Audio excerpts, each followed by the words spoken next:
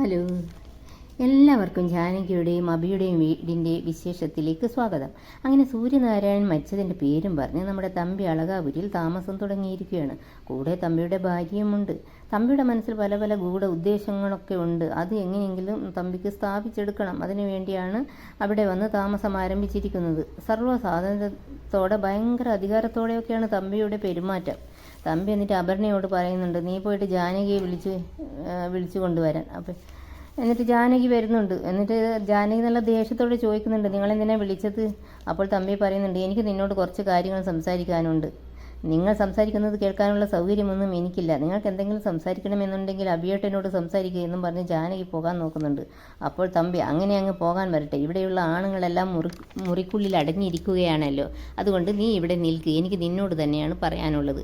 അത് കേട്ടതും ജാനകി തമ്പിയുടെ അടുത്ത് അവിടെ നിൽക്കുന്നുണ്ട്. വളരെ ദേഷ്യഭാവത്തിൽ തന്നെ, എന്താ എനിക്ക് പറയാനുള്ളത് എന്ന് വെച്ചാൽ എന്ന ഭാവത്തിലാണ് നിൽപ്പ്. തമ്പി പറയുന്നുണ്ട്, എൻ്റെ മകളെ ഞാൻ ഇവിടെ കെട്ടിച്ചു വിട്ടത് അവൾക്ക് നല്ലൊരു കുടുംബ ജീവിതം ഉണ്ടാകുമെന്ന വിശ്വാസത്തിലാണ്. പക്ഷേ ഇപ്പോഴത്തെ പോക്ക് അങ്ങനെയല്ല. ഉണ്ണിത്താൻ വക്കീലിനും ഇതേ ആശങ്ക തന്നെയാണ് ഉള്ളത്. മകളെ കെട്ടിച്ചു വിട്ടിട്ട് അവർക്ക് കിടക്കാൻ വാടക വീട് തേടിപ്പോകേണ്ട ഗതികേടിലാണ് ഇപ്പോഴുള്ളത്. പറഞ്ഞത് നിനക്ക് മനസ്സിലായില്ലേ? അവർക്ക് അവരുടെ ഭാര്യമാരെയും കൂട്ടി കുടുംബത്തിൽ നിന്ന് ഇറങ്ങേണ്ടി വന്നിരിക്കുന്നു.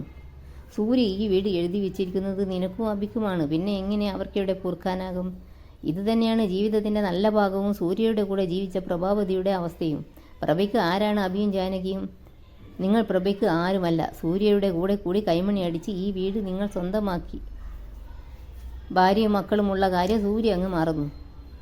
ഇനി എന്താ, അവർ പെരുവഴിയിലേക്ക് ഇറങ്ങിപ്പോകണോ? സൂര്യയുടെ ഭാര്യയെയും മക്കളെയും പുറത്താക്കി ഈ വീട് സ്വന്തമാക്കാനാണോ നിങ്ങളുടെ തീരുമാനം? ഇതൊക്കെ കേട്ട് ജാനകി ഇങ്ങനെ ദേഷ്യം അടുക്കി പിടിച്ചിരിക്കുകയാണ്. തമ്പി പിന്നെയും പറയുകയാണ്, വിൽപ്പത്രമൊക്കെ അവിടെ ഇരിക്കും.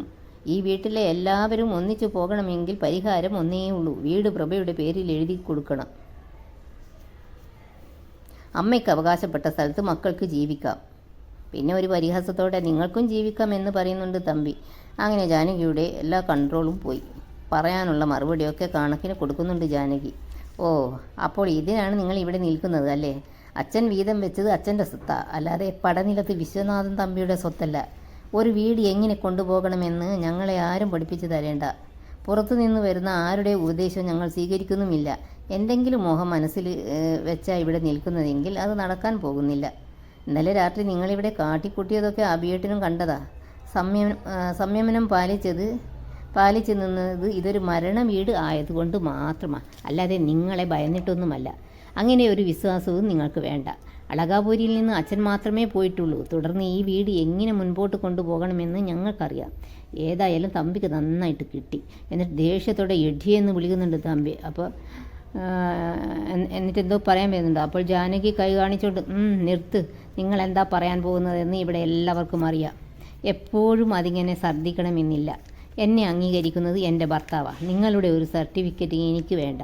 ഈ കുടുംബത്തിൽ കയറി നിങ്ങൾ അഴിഞ്ഞാടുന്നത് ഞാൻ ചെയ്ത തെറ്റിൻ്റെ ശിക്ഷയായിട്ടേ ഞാൻ കാണുന്നുള്ളൂ. അപർണ ആ വീട്ടിലേക്ക് വരാൻ കാരണം ജാനകിയാണല്ലോ, അതാണ് ജാനകി ഉദ്ദേശിച്ചത്. ഏതായാലും തമ്പി വാ പിളർന്ന പോലെയായി. ജാനകി എന്തെങ്കിലും പറഞ്ഞാൽ തന്നെ അനാഥ എന്നൊക്കെ വിളിച്ച് അവളെ അങ്ങ് ഒതുക്കാമെന്നായിരുന്നു വിചാരിച്ചത്. ഏതായാലും അത് നടന്നില്ല. ജാനകി നല്ല സൂപ്പറായിട്ട് തന്നെ പ്രതികരിച്ചു. പിന്നെ കാണിക്കുന്നത് പ്രൊമോ എപ്പിസോഡാണ്. അബി ഇങ്ങനെ അച്ഛൻ്റെ റൂമിൽ നിന്ന് അച്ഛനോട് സംസാരിക്കുന്നത് പോലെയാണ് കാണിക്കുന്നത്. അവിടെയെങ്ങും ആരുമില്ല, പക്ഷേ അച്ഛൻ അരികത്ത് ഇരുന്നിട്ട് ഉണ്ട് എന്നുള്ള രീതിയിലാണ് സംസാരം. അച്ഛൻ തമാശയൊന്ന് നിർത്തുക. എൻ്റെ കയ്യിൽ ഫയൽ കിട്ടാതെ ജാനകിയോട് ഞാൻ എങ്ങനെ പറയും? അവളിൽ നിന്ന് ഞാൻ എന്തോ ഒളിക്കുന്നുണ്ടെന്ന് അവൾക്ക് മനസ്സിലായി. ചോദ്യങ്ങൾ ചോദിച്ച് ജാനകി എന്നെ ഉത്തരം മുട്ടിക്കുകയാണ്. ഇതിനൊക്കെ എന്ത് മറുപടിയാണ് പറയുക അച്ഛാ? പക്ഷേ ഇതൊക്കെ ജാനകി പിന്നിൽ നിന്ന് കേൾക്കുന്നുണ്ട്. പിന്നെ കാണിക്കുന്നത് അപർണയാണ്. ഇനി അവിടെ വെച്ച് പുലർത്താൻ പറ്റില്ല അച്ഛാ, ഞാനത് മനസ്സിൽ കുറിച്ചു കഴിഞ്ഞു. മുമ്പൊരിക്കൽ അച്ഛൻ പറഞ്ഞതുപോലെ അവരെ വല്ല ഓൾഡ് ഏജ് ഹോമിലേക്ക് കൊണ്ടു തള്ളണം. ഏതായാലും മുത്തശ്ശിയുടെ കാര്യത്തിൽ ഒരു തീരുമാനമായി. പിന്നെ പ്രൊമോയിൽ കാണിക്കുന്നത് അഭിയെയും ജാനകിയെയുമാണ്. ജാനകി പറയുന്നുണ്ട്, അച്ഛൻ്റെ മരണത്തോടെ നമുക്കിടയിലും വിള്ളൽ വീണു അഭിയേട്ടാ. ഇതൊക്കെയാണ് പ്രൊമോയിൽ കാണിക്കുന്നത്. നിങ്ങൾക്ക് ഈ വീഡിയോ ഇഷ്ടപ്പെടുമെന്ന് വിശ്വസിക്കുന്നു. ഇഷ്ടപ്പെട്ടാൽ സബ്സ്ക്രൈബ്, ലൈക്ക് ചെയ്യാൻ മറക്കല്ലേ. Thanks for watching.